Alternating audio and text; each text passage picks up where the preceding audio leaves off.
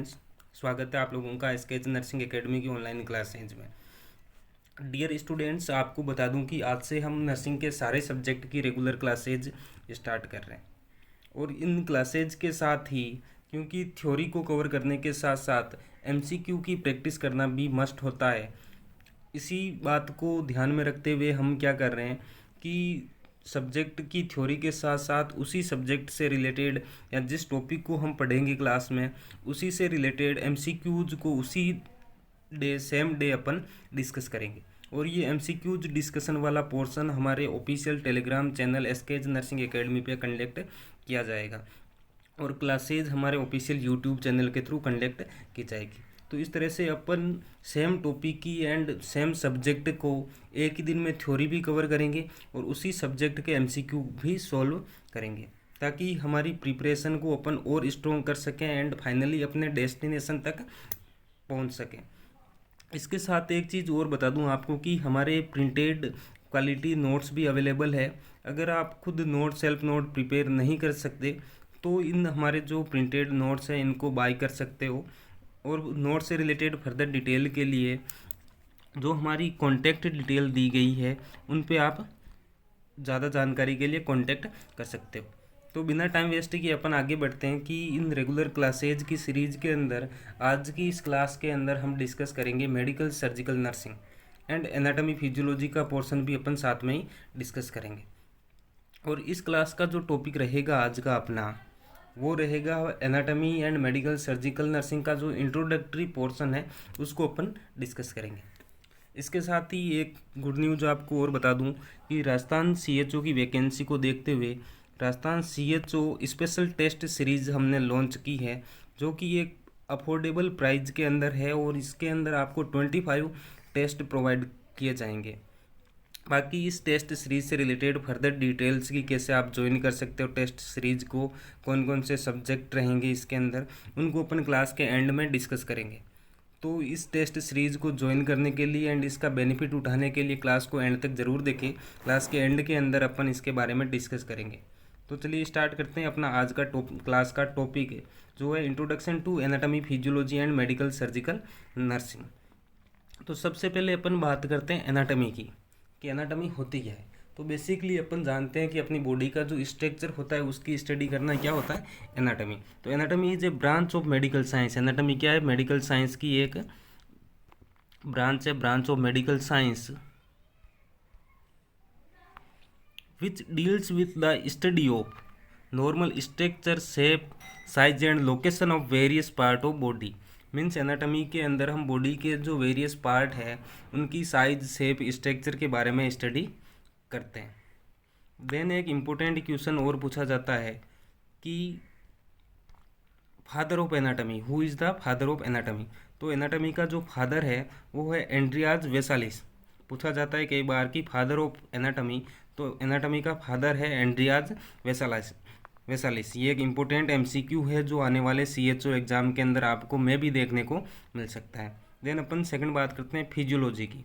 तो physiology is a branch of medical science, ये भी मेडिकल साइंस की ब्रांच है which deals with the study of normal functioning of various organ of the body. ये अपन ने पढ़ा था एनाटॉमी के अंदर बॉडी के जितने भी ऑर्गन हैं उनकी साइज, शेप, लोकेशन के बारे में स्टडी करते हैं एंड फिजियोलॉजी के अंदर उन्हीं ऑर्गन्स के फंक्शंस के बारे में स्टडी करते हैं। देन अपन बात करते हैं फादर ऑफ फिजियोलॉजी की। तो फादर ऑफ फिजियोलॉजी जो है वो है क्लाउडे बर्नार्ड। ये भी इम्पोर्टेंट एमसीक्यू बन सकता है आने वाले कम्पिटिटिव एग्जाम के अंदर कि who is the father of physiology. तो आपको याद रखना है father of physiology is Claude Bernard. Who is the father of physiology, father of physiology is Claude Bernard. Then आगे बढ़ते हैं अपन, बात करते हैं मेडिकल की। तो मेडिकल क्या है, मेडिकल एक साइंस है या प्रैक्टिस ऑफ मेडिसिन्स। मेडिकल के अंदर अपन मेडिसिन्स की प्रैक्टिस करते हैं। और देन ये भी पूछा जाता है कि who is the father of medicine. तो जो फादर ऑफ मेडिसिन है वो है हिपोक्रेटस। फादर ऑफ मेडिसिन कौन है, हिपोक्रेटस। हालांकि जो मेडिसिन्स की हिस्ट्री है या जो इंडियन मेडिकल सिस्टम है उसके अंदर जो फादर ऑफ आयुर्वेदा है या आयुर्वेदिक मेडिसिन्स के फादर है उसके रूप में अपन धन्वंतरी को जानते हैं। किनको जानते हैं? धन्वंतरी के अंदर। लेकिन यूनिवर्सली अगर अपन बात करें, अपने को पूछा जाए फादर ऑफ मेडिसिन कौन है, तो हिपोक्रेटस को फादर ऑफ मेडिसिन के नाम से अपन जानते हैं। Then surgery. सर्जरी क्या है? Surgery is the treatment of injuries और disorder of the body by incision और manipulation specially with instrument.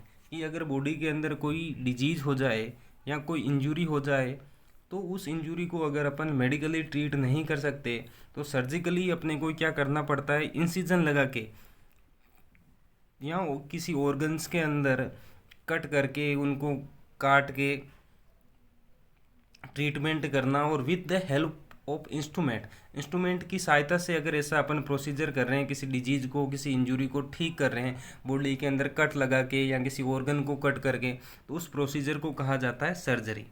Then पूछा जाता है कि फादर ऑफ सर्जरी कौन है, तो फादर ऑफ सर्जरी के रूप में जाना जाता है सुश्रुता को। किसको? सुश्रुत को जाना जाता है फादर ऑफ सर्जरी के रूप में। और ये अपनी इंडिया से बिलोंग करते हैं। जो सुश्रुत है वो इंडियन थे, और इन्हें ही अपन जानते हैं father of ophthalmology. Father of ophthalmology, इन्होंने सबसे पहले सर्जरी के बारे में एक्सप्लेन किया, सर्जरी कंडक्ट की, एंड ऑप्थाल्मिक सर्जरी भी सबसे पहले इन्होंने ही कंडक्ट की थी। वेरियस सर्जिकल इंस्ट्रूमेंट इन्होंने सबसे पहले बनाए थे।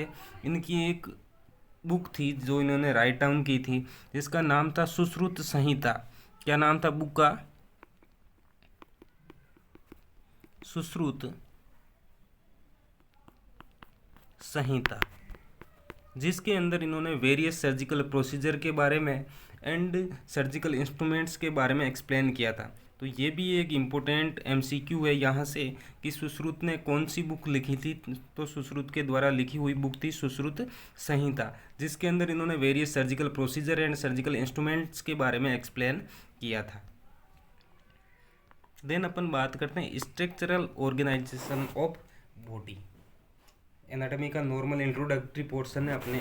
तो सबसे पहले अपन देखते हैं कि जो अपनी ह्यूमन बॉडी है उसका स्ट्रक्चरल ऑर्गेनाइजेशन कैसा है, मीन्स ये अपनी बॉडी किस तरह से बनी थी, किन किन चीज़ों से मिलकर अपनी बॉडी का फॉर्मेशन होता है।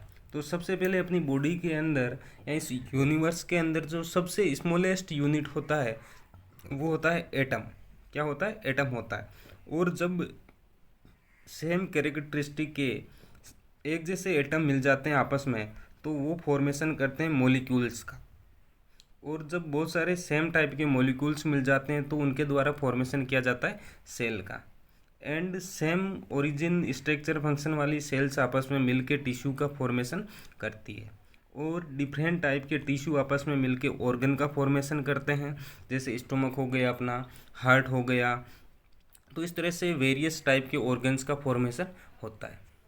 देन जब सेम एक जैसे काम करने वाले अलग अलग ऑर्गन्स आपस में मिलते हैं, जैसे अपना स्टोमक मान लो, उसका काम डाइजेशन से रिलेटेड, इंटेस्टाइन का काम फूड के डाइजेशन अब्जॉर्प्शन से रिलेटेड, लार्ज इंटेस्टाइन का काम फूड के डाइजेशन अब्जॉर्प्शन एक्सक्रीशन से रिलेटेड। तो इस तरह से सेम फंक्शन वाले ऑर्गन आपस में मिल जाते हैं तो एक सिस्टम का फॉर्मेशन होता है, ऑर्गन सिस्टम का फॉर्मेशन होता है, जैसे cardiovascular system, digestive system, respiratory system. Then जब सारे सिस्टम मिल जाते हैं तो उससे क्या बनता है? अपनी कंप्लीट बॉडी का फॉर्मेशन होता है। तो इस तरह से ये स्ट्रक्चरल ऑर्गेनाइजेशन होता है अपनी ह्यूमन बॉडी का, जिसके अंदर सबसे पहले एटम, देन एटम से बनते हैं molecule, then cells, tissue, organs, then organ से सिस्टम एंड ह्यूमन बॉडी का फॉर्मेशन होता है।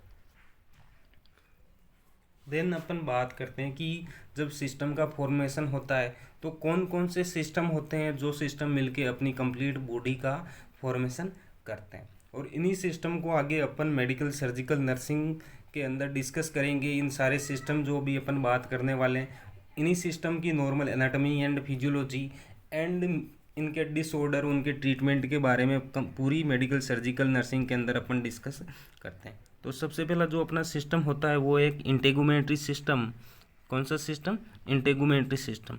और ये क्या करता है? Enclose internal body structure, means body के अंदर जितने भी स्ट्रक्चर है उन सारे स्ट्रक्चर को क्लोज करने का, कवर करने का काम करता है integumentary system. Then second system है अपना स्केलेटल सिस्टम। स्केलेटल सिस्टम क्या करता है, अपनी बॉडी को सपोर्ट करने का एंड एक शेप प्रोवाइड करने का काम करता है। अपनी बॉडी का जो शेप है इरेक्ट पोजीशन के अंदर जो शेप है उस शेप को मेंटेन करने का, प्रोवाइड करने का काम करता है अपना स्केलेटल सिस्टम। देन अपन बात करें नेक्स्ट सिस्टम, तो नेक्स्ट सिस्टम अपनी बॉडी के अंदर मस्कुलर सिस्टम, और ये क्या करता है, स्केलेटल मसल्स की मूवमेंट के लिए रेस्पॉन्सिबल होता है। जैसे अपन हाथ को हैंड का फ्लेक्शन करते हैं, extension, standing, walking, jumping, sitting, ये सारे जितने भी फंक्शन है उनको कंडक्ट करवाने के लिए स्केलेटल सिस्टम की हेल्प करता है अपना musculoskeletal system. Then next one nervous system, ये क्या करता है, बॉडी के अंदर इम्पल्स जनरेट करने का, इम्पल्स को कंडक्ट करने का, ट्रांसमिट करने का, ये सारा काम करता है। एंड नर्वस सिस्टम बॉडी के जितने भी अदर सिस्टम है उन सारे सिस्टम को कंट्रोल करने का भी काम करता है। देन नेक्स्ट सिस्टम अपना एंडोक्राइन सिस्टम। एंडोक्राइन सिस्टम क्या करता है, हार्मोन को सेक्रेट करता है, और ये हार्मोन्स अपनी बॉडी के वेरियस फंक्शंस को कंट्रोल एंड रेगुलेट करने का काम करते हैं। देन नेक्स्ट सिस्टम अपना कार्डियोवास्कुलर सिस्टम। कार्डियोवास्कुलर सिस्टम क्या करता है, बॉडी की सेल्स को ब्लड के थ्रू ऑक्सीजन डिलीवर करने का, और वहाँ से जो वेस्ट प्रोडक्ट होता है कार्बन डाइऑक्साइड उसको वापस लाने का काम करता है। देन अपना next system lymphatic system. Lymphatic system क्या करता है, अपना जो इम्यून सिस्टम होता है या डिफेंस सिस्टम होता है बॉडी का, उसको बनाने का काम करता है। मीन्स बॉडी के अंदर जितने भी बाहरी एंटीजन आते हैं उनके अगेंस्ट एंटीबॉडी बनाने का और उन एंटीजन्स को डिस्ट्रॉय करने का काम करता है अपना लिम्फेटिक सिस्टम। इसके अलावा अपना रेस्पिरेटरी सिस्टम, ये सिस्टम क्या करता है, बॉडी के अंदर सेल्स को ऑक्सीजन प्रोवाइड करवाता है, और सेल्स के द्वारा जो वेस्ट प्रोडक्ट कार्बन डाइऑक्साइड बनता है उसको बॉडी से बाहर एक्सक्रीट आउट करने का काम रेस्पिरेटरी सिस्टम के थ्रू किया जाता है। Then next digestive system. Digestive system क्या करता है, फूड को इंजेस्ट करने का, उसको डाइजेस्ट करने का, एंड इसके अंदर जितने भी असेंशियल न्यूट्रिएंट है उनको अब्जॉर्व करके और वेस्ट को एक्सक्रीट करने का काम करता है। Then next one urinary system. Urinary system body के अंदर वाटर बैलेंस बनाने का और बॉडी के अंदर जो अमोनिक वेस्ट मटेरियल है उनको एक्सक्रीट आउट करने का काम करता है। देन इसके अलावा मेल्स के अंदर male reproductive system and females के अंदर फीमेल रिप्रोडक्टिव सिस्टम। ये सिस्टम क्या करते हैं कि एक तो सेक्स हार्मोन का प्रोडक्शन करने का काम करते हैं, सेक्स हार्मोन प्रोडक्शन करने का काम करते हैं। देन गैमेट्स बनाने का काम करते हैं, मीन्स मेल्स के अंदर स्पर्म एंड फीमेल्स के अंदर ओवम। इनका प्रोडक्शन भी रिप्रोडक्टिव सिस्टम के थ्रू किया जाता है। देन फीमेल्स के अंदर बात करें तो फीमेल रिप्रोडक्टिव सिस्टम के अंदर जो एक्सेसरी ऑर्गन्स होता है ब्रेस्ट, वो क्या करते हैं, मिल्क का प्रोडक्शन करने का भी काम करते हैं। तो इस तरह से ये अपने वेरियस सिस्टम होते हैं बॉडी के अंदर, और ये सारे सिस्टम मिलके अपनी पूरी बॉडी का फॉर्मेशन करने का काम करते हैं। देन अपन नेक्स्ट बात करते हैं स्टैंडर्ड एनाटॉमिकल पोजीशन की। इम्पोर्टेंट टॉपिक है ये इंट्रोडक्टरी पार्ट का। इससे रिलेटेड इमेज बेस्ड इक्वेशन या क्या कैरेक्टरिस्टिक होते हैं स्टैंडर्ड एनाटॉमिकल पोजीशन के, वो एग्जाम्स के अंदर पूछे जाते हैं। तो अपन बात करते हैं in standard anatomical position, person is in standing position. सबसे पहली बात की पर्सन क्या होता है, स्टैंडिंग पोजीशन के अंदर होता है। नॉर्मल एनाटॉमिकल पोजीशन के अंदर पर्सन स्टैंडिंग पोजीशन के अंदर होता है। The body standing up straight, body कैसी होती है, इस तरह से स्टैंडिंग पोजीशन में होती है एंड स्ट्रेट होती है। देन फेसिंग फॉरवर्ड, और उसका फेस और जो आई है वो कैसी होती है, फॉरवर्ड होती है, सामने की तरफ होती है, facing forward. Then arm are in side, arm कहाँ पे होती है, साइड के अंदर होती है। एंड पाम्स फेसिंग फॉरवर्ड, तो इसकी पाम है जो हथेलियाँ हैं वो भी आगे की ओर होती है, फॉरवर्ड होती है। देन लेग्स की बात करें तो लेग्स होते हैं स्ट्रेट होते हैं एकदम। Then slightly apart from one another and turned toward slightly, slightly आगे की ओर टुवर्ड होते हैं। और यही अपनी स्टैंडर्ड एनाटॉमिकल पोजीशन होती है कि पर्सन स्टैंडिंग पोजीशन में होता है। फेस एंड आई फॉरवर्ड आगे की ओर होती है। जो हैंड्स है वो उसके साइड के अंदर होते हैं और पाल्म क्या होती है, आगे की ओर फॉरवर्ड होती है। देन इसके अंदर जो लेग्स हैं वो भी क्या होते हैं, स्ट्रेट होते हैं। और इस पोजीशन का जो यूज होता है वो यूज होता है, this is used as an starting point for describing the body. Body के बारे में कुछ भी अपने को डिस्क्राइब करना होता है या कोई भी फिजिकल एग्जामिनेशन करना होता है तो अपन इस पोजीशन का यूज करते हैं। देन अपन बात करते हैं इम्पोर्टेंट एनाटॉमिकल प्लेन्स की, इम्पोर्टेंट एनाटॉमिकल प्लेन्स की। तो जिस तरह से इस इमेज के अंदर देख रहे हो, प्लेन्स मीन्स कोई भी ऐसा जो बॉडी को दो इक्वल पार्ट के अंदर या दो पार्ट के अंदर डिवाइड करता है उसको अपन बोलते हैं प्लेन्स। और एनाटॉमी के अंदर कुछ मोस्टली 3 प्लेन्स है जो इम्पोर्टेंट है। और इन प्लेन से रिलेटेड कई बार एग्जाम के अंदर इमेज बेस्ड क्वेश्चन पूछा गया है। मीन्स अपने को प्लेन दिया हुआ रहता है और अपने को उसके बारे में उसका नाम बताना होता है, या पूछ लेते हैं डायरेक्टली प्लेन्स के बारे में। तो अपन बात करते हैं, इस इमेज के अंदर आप देख पा रहे हो कि बॉडी के अंदर 3 इंपॉर्टेंट प्लेन्स हैं, एक sagittal planes, coronal plane and transverse plane. Sagittal plane, coronal plane and transverse plane. तो सबसे पहले अपन बात करते हैं कोरोनल प्लेन की। ये वाला कोरोनल प्लेन, कोरोनल प्लेन और अदरवाइज इसको अपन बोलते हैं frontal plane. Coronal plane and frontal plane. Frontal का मतलब सामने से, फ्रंट की ओर से। तो it divides the body into 2 part, anterior and posterior. Coronal plane क्या करता है, बॉडी को 2 पार्ट में डिवाइड करते हैं, एक फ्रंट वाला पार्ट और एक पीछे वाला बैक वाला पार्ट। तो इसको अपन बोलते हैं कोरोनल प्लेन या फ्रंटल प्लान, जो क्या करता है बॉडी को 2 पार्ट के अंदर, एंटेरियर पार्ट के अंदर ये वाला एंटेरियर पार्ट और ये वाला इधर पीछे वाला posterior part.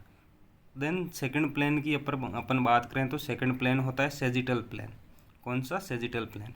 It divides the body into 2 parts, right and left.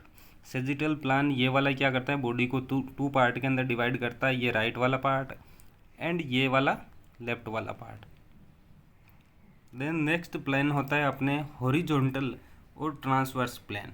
Third important plane है हॉरिजॉन्टल अदरवाइज ट्रांसवर्स प्लेन। ये क्या करता है, it divides the body into 2 parts, upper and lower. Horizontal plane body को 2 पार्ट के अंदर divide करता है, upper part and lower part, upper part and lower part. तो इस तरह से ये 3 इंपॉर्टेंट प्लेन्स होते हैं जिनको एनाटॉमी के अंदर अपन वेरियस कंडीशन के अंदर यूज करते हैं। देन नेक्स्ट अपन बात करते हैं quadrant and regions of abdomen. Quadrant and regions of abdomen, it means the human abdomen is divided into quadrants and region by anatomist and physicians for the purpose of study, diagnosis and treatment. Means कई अलग अलग physicians के through, anatomist के through human abdomen को कुछ parts के अंदर divide किया गया है जिनको अपन बोलते हैं क्वाड्रेंट, या कुछ रीजन के अंदर डिवाइड किया गया है।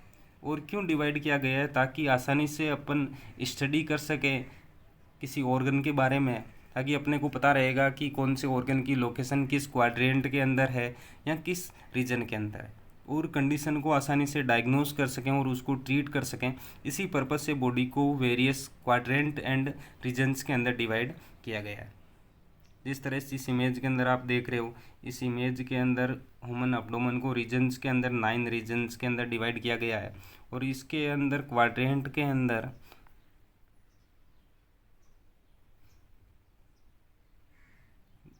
इसके अंदर आप देख रहे हो कि अपनी ह्यूमन बॉडी को रीजन्स के अंदर डिवाइड किया गया है।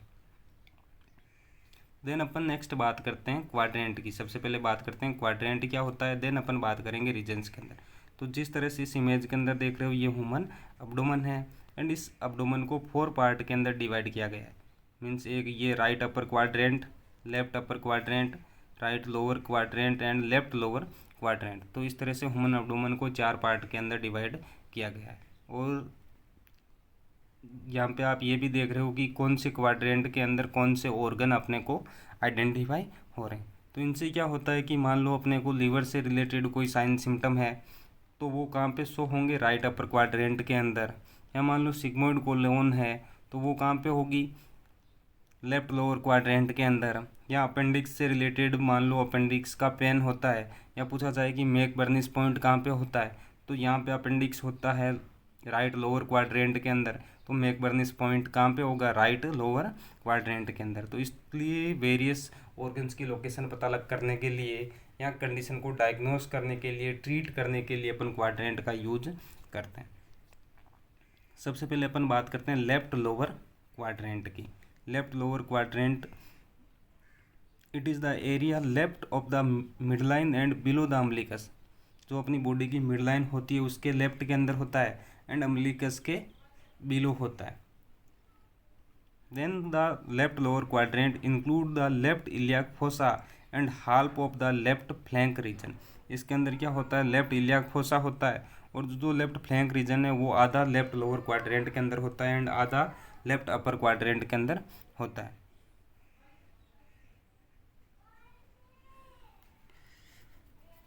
देन इसके अंदर कौन कौन से इंपॉर्टेंट ऑर्गन होते हैं, तो they descending colon and sigmoid colon.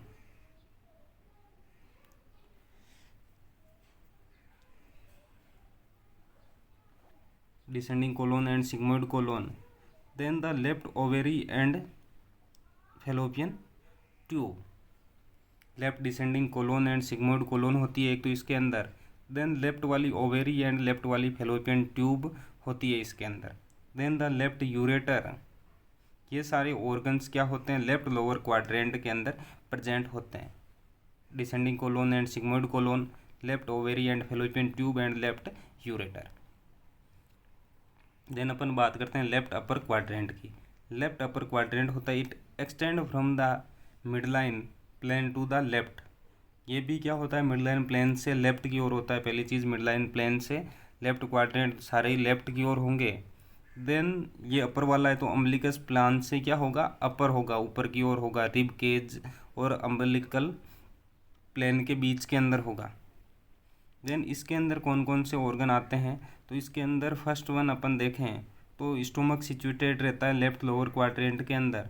Then अपना spleen, left lobe of liver, body of pancreas, left kidney and adrenal gland and splenic flexure of colon और part of transverse and descending colon. तो ये सारे organ अपना stomach, spleen, left lobe of liver, body of pancreas, left kidney and adrenal gland. Adrenal gland left वाली, right वाली right quadrant के अंदर होगी। Then splenic flexure of colon, जो कोलोन का स्प्लीनिक फ्लेक्चर होता है। Splenic flexure means ascending colon, transverse colon and descending colon. इस तरह से अपने स्ट्रक्चर होता है। इस तरह से ये कोलोन है, ascending colon, transverse colon and descending colon. तो इधर होता है अपने हिपेटिक फ्लेक्चर एंड इधर होता है splenic flexure. Hepatic flexure and splenic flexure. और इस तरह से अपन प्लान के अंदर डिवाइड करते हैं। तो राइट अपर क्वाड्रेंट के अंदर होगा hepatic flexure and left upper quadrant के अंदर होगा अपना स्प्लीनिक फ्लेक्चर। तो splenic flexure of colon, that parts of transverse and descending colon. ये ट्रांसवर्स कोलोन और डिसेंडिंग कोलोन के ये पार्ट भी किसके अंदर होंगे, लेफ्ट अपर क्वाड्रेंट के अंदर। देन अपन बात करते हैं right upper quadrant. Right upper quadrant, तो ये भी सिंपल सी बात है कि जो बॉडी को अभी अपन ने देखा था कि 4 पार्ट के अंदर डिवाइड करते हैं और ये बॉडी की मिड लाइन है, तो राइट क्वाड्रेंट है मीन्स राइट साइड के अंदर होगा। कहाँ पे होगा, राइट साइड के अंदर होगा और अम्बिलिकस से अबव होगा। यहाँ पे अम्बिलिकस है तो अम्बिलिकस से अबव होगा। तो it extend from the middle plane to the right. कहाँ पे होगा, मिडल प्लान से राइट की ओर होगा एंड अम्बिलिकस से अबव होगा और इसके अंदर कौन कौन से ऑर्गन आते हैं, तो लीवर होता है राइट अपर क्वाड्रेंट के अंदर, गॉल ब्लैडर होता है राइट अपर क्वाड्रेंट के अंदर, और बाइलरी ट्री भी होता है। इसके साथ साथ duodenum, head of pancreas, right kidney and adrenal glands, hepatic flexure of colon. तो ये सारे ऑर्गन होते हैं राइट अपर क्वाड्रेंट के अंदर सिचुएटेड रहते हैं। देन अपन बात करते हैं left lower quadrant. Left lower quadrant क्या होता है, middle plan right lower quadrant ये क्या होता है, मिडिल प्लान से राइट होता है एंड अम्बिलिकस से बिलो होता है। मिडिल प्लान से राइट होता है एंड अम्बिलिकस से बिलो होता है। और इसके अंदर ऑर्गन्स की बात करें तो caecum, appendix, ascending colon, right ovary and fallopian tube, right ureter, ये सारे ऑर्गन राइट लोअर क्वाड्रेंट के अंदर सिचुएटेड रहते हैं। तो इस तरह से ये बॉडी के अंदर क्वाड्रेंट हो गए कि कौन से क्वाड्रेंट कहाँ से एक्सटेंड होता है, कहाँ उसकी लोकेशन होती है, और उस क्वाड्रेंट के अंदर कौन कौन से ऑर्गन्स इंक्लूड होते हैं। देन अपन बात करते हैं रीजन्स की। तो 9 regions of the abdomen can be marked using 2 horizontal and 2 vertical division. Means body को 2 हॉरिजॉन्टल एंड 2 वर्टिकल लाइंस के थ्रू डिवाइड किया जाता है। जो अपना एब्डोमेन है उसको 2 हॉरिजॉन्टल एंड 2 वर्टिकल लाइन के थ्रू डिवाइड किया जाता है। तो इस तरह से क्या होगा, जब अपन डिवाइड करेंगे तो एब्डोमेन के अंदर 9 पार्ट बन जाएंगे। कितने पार्ट बन जाएंगे, 9 पार्ट बन जाएंगे। और इन्हीं 9 पार्ट को अपन बोलते हैं रीजन्स। तो 9 रीजन्स कितने होते हैं, 9 regions of abdomen can be marked using 2 horizontal and 2 vertical lines, इनके थ्रू बनते हैं ये। Then the vertical line are mid clavicular line take from the mid point of each clavicle। जो वर्टिकल लाइन होती है वो मिड क्लेविकल के बीच में से जो मिड क्लेविकुलर पॉइंट होता है वहाँ से स्टार्ट होती है। The upper horizontal line is the subcostal line take from the inferior part of lowest costal cartilage. जो अपर हॉरिजॉन्टल लाइन होती है वो सबसे नीचे वाला कोस्टल कार्टिलेज होता है उसके बराबर से स्टार्ट होती है। Then the lower horizontal line is the intertubercular line connecting the tubercles of the pelvis। जो पेल्विक के ट्यूबरकल होते हैं राइट साइड के और लेफ्ट साइड के, उन दोनों को आपस में कनेक्ट करने का काम करती है लेफ्ट हॉरिजॉन्टल लाइन। तो ये याद रखना कि 9 रीजन्स होते हैं एब्डोमेन के अंदर, और कैसे होते हैं, तो 2 horizontal line and 2 vertical line के थ्रू। देन वर्टिकल लाइन की अपन बात करें तो मिड क्लेविकुलर होती है, क्लेविकल का जो मिड पॉइंट होता है वहाँ से एक्सटेंड होती है, राइट साइड में भी एंड लेफ्ट साइड में भी। अब अपन अपर हॉरिजॉन्टल लाइन की बात करें तो कोस्टल लाइन जो लोवेस्ट कोस्टल लाइन होती है वहाँ से स्टार्ट होती है, एंड लोअर हॉरिजॉन्टल लाइन होती है वो क्या करती है, पेल्विस के ट्यूबरकल को आपस में कनेक्ट करने का काम करती है। तो इस तरह से आप देख सकते हो ये 9 रीजन है बॉडी के, और इनके अंदर कौन कौन से ऑर्गन सिचुएटेड है। आगे अपन 1 बाय 1 करके इनको डिस्कस करते हैं। सबसे पहले अपन बात करते हैं, सबसे ऊपर वाला जो राइट वाला रीजन होता है उसको बोलते हैं राइट हाइपोकॉन्ड्रियाक रीजन। क्या बोलते हैं, राइट हाइपोकॉन्ड्रियाक रीजन। इस इमेज के अंदर आप देख सकते हो, जैसे ये राइट वाला सबसे पहले right hypochondriac region, then left वाला लेफ्ट हाइपोकॉन्ड्रियाक रीजन, और इन दोनों के बीच में जो होता है उसको अपन बोलते हैं epigastric region, epigastric region. Then ये वाला राइट लंबार रीजन और इधर लेफ्ट लंबार रीजन, और इन दोनों के बीच में जो होता है उसको बोलते हैं umbilical region, umbilical region. Then सबसे नीचे वाला राइट इलियाक रीजन और इधर लेफ्ट इलियाक रीजन, या इनको कई बार अपन यूज करते हैं right iliac fossa and left iliac fossa, और इनके बीच का जो ये रीजन होता है इसको बोलते हैं हाइपोगैस्ट्रिक रीजन। तो इस तरह से बॉडी के अंदर ये 9 रीजन हो गए, right hypochondriac, epigastric and left hypochondriac, then right lumbar, umbilical and left lumbar, then right iliac, hypogastric and left iliac. तो अपन बात करते हैं 1 बाय 1 करके कि कौन से रीजन के अंदर कौन से ऑर्गन सिचुएटेड रहते हैं। सबसे पहले अपन बात करते हैं राइट हाइपोकॉन्ड्रियाक रीजन की, राइट हाइपोकॉन्ड्रियाक रीजन की। इसके अंदर होता है अपना liver, gallbladder, right kidney and small intestine, ये ऑर्गन राइट हाइपोकॉन्ड्रियाक रीजन के अंदर आते हैं।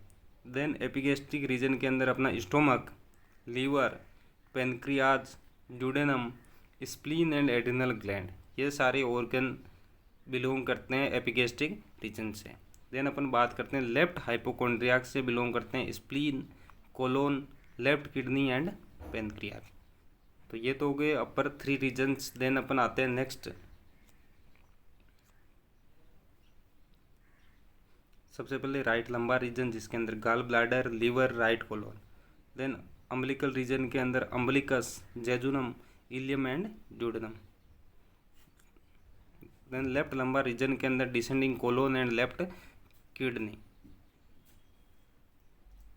देन राइट इलियाक रीजन की बात करें तो इसके अंदर appendix and caecum. Hypogastric region के अंदर sigmoid colon, female reproductive organ and urinary bladder.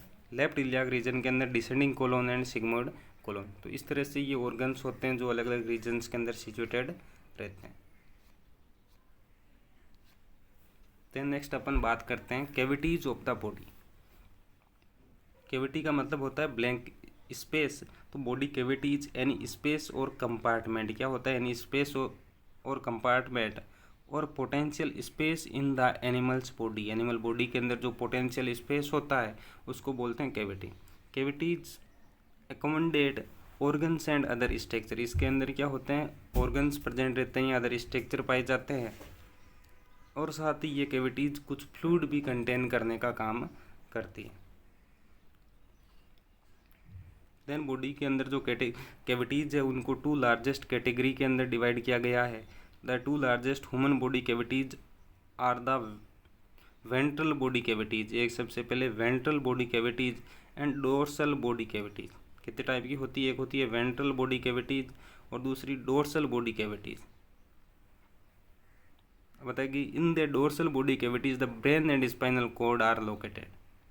तो यहाँ से इंपॉर्टेंट MCQ बन सकता है कि the brain and spinal cord are located in. तो कहाँ पे लोकेटेड रहते हैं? अपने डोर्सल बॉडी कैविटी के अंदर अपना brain and spinal cord located रहता है। कहाँ पे? डोर्सल बॉडी कैविटी के अंदर अपना brain and spinal cord located रहते हैं। जिस तरह से इस इमेज के अंदर आप देख रहे हो कि ये वाली जो कैविटीज़ है ये क्या है? डोर्सल बॉडी कैविटी है, जिसके अंदर क्रेनियल कैविटी के अंदर अपना ब्रेन होता है एंड वर्टिब्रल कैविटी के अंदर अपनी स्पाइनल कॉर्ड होती है। देन वेंट्रल बॉडी कैविटी की बात करें तो इसके अंदर भी अपने मोस्टली आती है abdominal cavity, pelvic cavity and thoracic cavity. तो इस तरह से अपन देख सकते हैं। सबसे पहले बात करते हैं डोर्सल बॉडी कैविटी की, जिसके अंदर आती है cranial cavity and vertebral cavity. Cranial cavity के अंदर अपना होता है ब्रेन एंड वर्टिब्रल कैविटी के अंदर होती है स्पाइनल कॉर्ड, और इन दोनों को ही कवर करने का काम करती है मेनिंजीज। मेनिंजीज के थ्रू अपना brain and spinal cord covered रहते हैं। देन सेकेंड टाइप की कैविटीज होती है ventral body cavity. Ventral body cavity के अंदर इंपॉर्टेंट होती है थोरेसिक कैविटी। थोरेसिक कैविटी के अंदर अपने ऑर्गन्स आते हैं अपने heart and lungs. Heart and lungs, heart को कवर किया जाता है पेरिकार्डियम के थ्रू एंड लंग्स को कवर किया जाता है प्लूरल कैविटी के थ्रू। किसके थ्रू? प्लूरल कैविटी के थ्रू। देन सेकंड होती है abdomino pelvic cavity. Ventral body cavity के अंदर आती है अब्डोमिनो पेल्विक कैविटी, जिसके अंदर आती है अपने abdominal cavity and pelvic cavity. Abdominal cavity के अंदर digestive organ, stomach, oesophagus, duodenum, jejunum, small intestine, large intestine के स्मॉल इंटेस्टाइन के पार्ट जो होते हैं वो क्या होते हैं? अब्डोमिनल कैविटी के अंदर सिचुएटेड रहते हैं, और इनको कवर करने का काम करती है पेरिटोनियम। देन पेल्विक कैविटी की बात करें तो पेल्विक कैविटी के अंदर अपना यूरिनरी ब्लैडर एंड फीमेल के जो रिप्रोडक्टिव ऑर्गन्स होते हैं वो पेल्विक कैविटी के अंदर प्रेजेंट रहते हैं, और पेल्विक कैविटी की ऑर्गन्स को भी पेरिटोनियम के थ्रू कवर किया जाता है। तो इस तरह से ये इम्पोर्टेंट इंट्रोडक्टरी पोर्शन था एनाटॉमी का एंड मेडिकल सर्जिकल नर्सिंग का, जिससे रिलेटेड कई इंपॉर्टेंट MCQs एग्ज़ाम के अंदर देखने को मिलते हैं। तो उम्मीद है कि आपको क्लास अच्छे से समझ में आई होगी।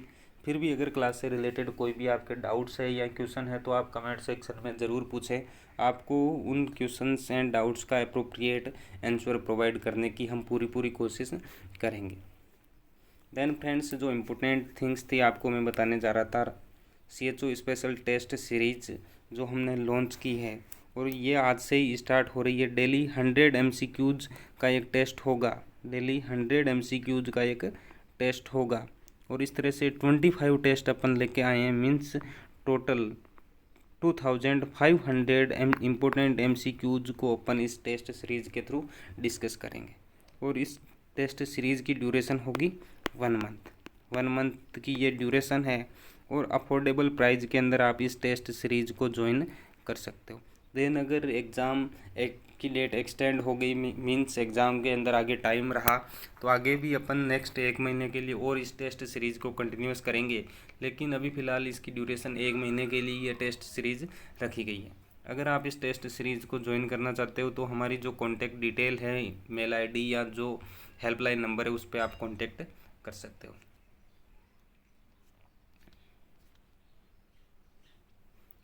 Okay, thank you.